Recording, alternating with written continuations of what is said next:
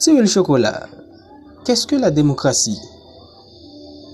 Alors, la démocratie vient des substantifs grecs demos, qui signifie le peuple, et kratos, qui veut dire autorité. Il existe plusieurs définitions de la démocratie, parmi lesquelles un gouvernement qui est dirigé avec le libre consentement du peuple ou un système de gouvernement où l'autorité suprême revient au peuple. La définition la plus courante est le gouvernement par le peuple. Ce chapitre examine les différents types de démocratie et les grands principes sur lesquels elle est fondée. Démocratie et pouvoir. Généralement, le pouvoir est la capacité de porter les gens à changer de comportement suivant la volonté de celui qui le détient. La démocratie est un système de pouvoir organisé.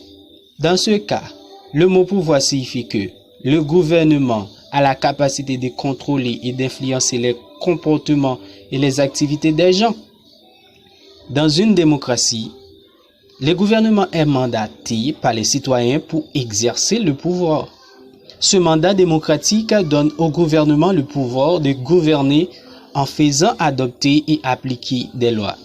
Ce gouvernement adopte des lois qui sont habituellement définies dans le cadre d'une société. Il fait appliquer les lois en contrôlant l'armée, la police et les tribunaux. Par exemple, les juges ont le pouvoir de contrôler les criminels à des peines d'emprisonnement. Ce pouvoir provient de la reconnaissance par les citoyens que cela fait partie des responsabilités d'un juge. Alors, dans une démocratie, les citoyens acceptent d'être dirigés par le gouvernement parce qu'ils pensent que c'est la meilleure chose à faire. En d'autres termes, ils considèrent que le gouvernement, ses lois et ses actes comme l'exercice d'un pouvoir légitime. Un gouvernement a un pouvoir légitime lorsque les citoyens l'acceptent, le respectent et estiment que les lois qu'il adopte sont justes et morales. Le pouvoir illégitime est un pouvoir qui n'est ni reconnu ni accepté par la majorité de la population.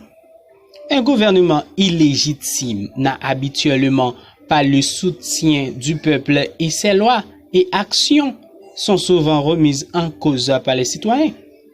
Émettre, manifestations et autres actes de désobéissance civile.